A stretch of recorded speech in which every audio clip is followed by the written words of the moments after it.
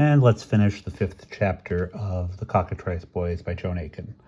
The Cockatrice Belle set on her way again at twilight in order to miss the kelpies and trolls.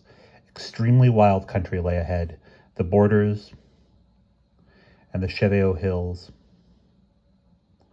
The people of Newcastle had warned the crew that they would find the track in very bad condition.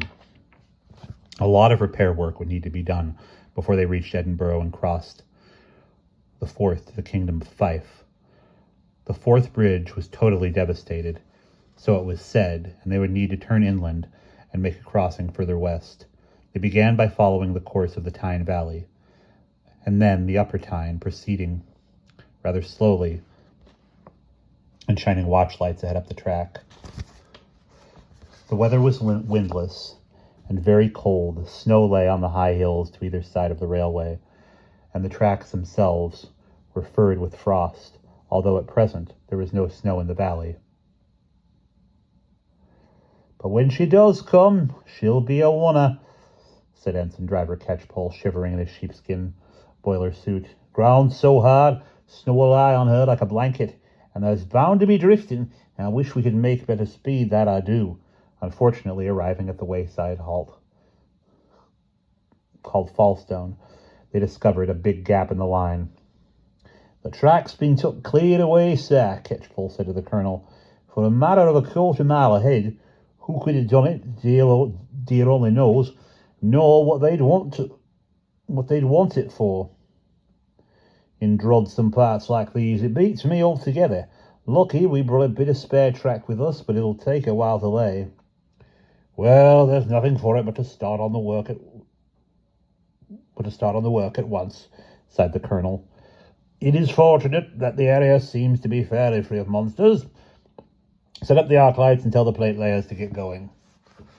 The arc lights on poles were fueled by stellar power and cast a brilliant radiance along the stretch of permanent way from which the tracks were missing.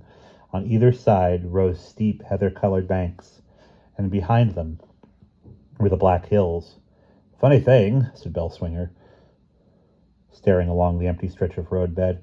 "I've seen tracks mangled, and I've seen 'em clawed, and I've seen 'em chawed and bent and rusted and burnt, but I've never seen 'em took away altogether. Maybe a bandersnatch come by. I've heard they'll swallow anything. Work as fast as you can, lads." The men at work on the track needed no urging. The extreme cold was enough on its own to keep them dashing about. Mrs. Churt made gallons of blackberry tea.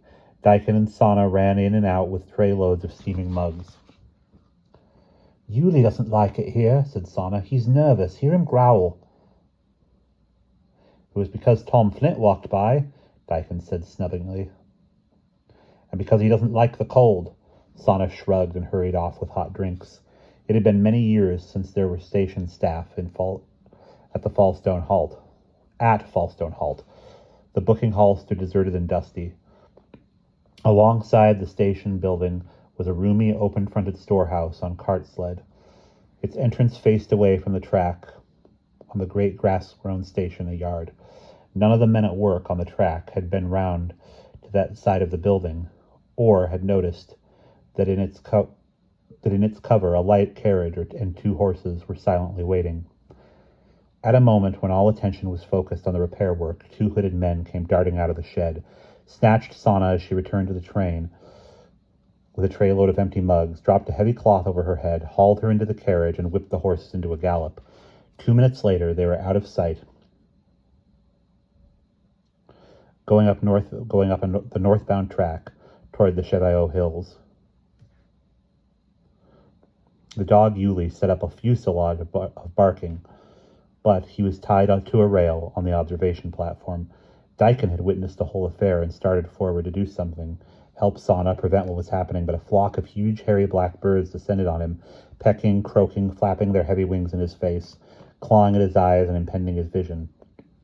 When, scratched and bleeding, he had beaten them off with crossbow and kelpie knife, it was too late. The station yard was empty.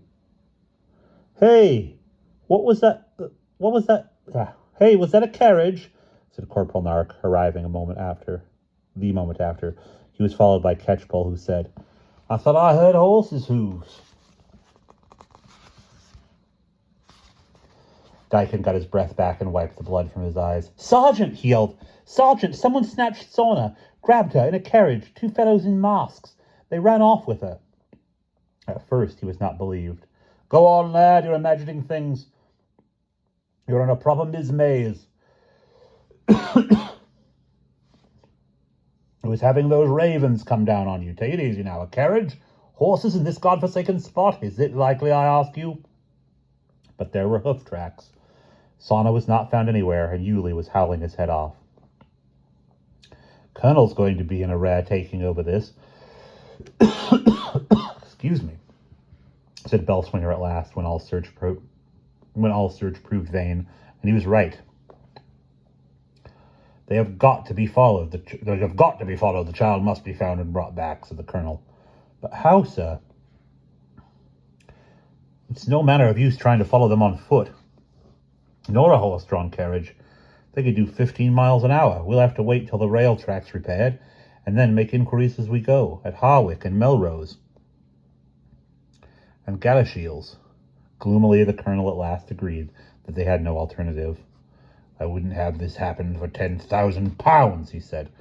At breakfast next morning, when the next section of the track had been completed and the Belle crept carefully on her way, it was discovered that Tom Flint, too, was missing from the train. I could have told anybody not to trust him," said Mrs. Churt, impatiently folding up her cross-stitch. And that's the end of chapter 5.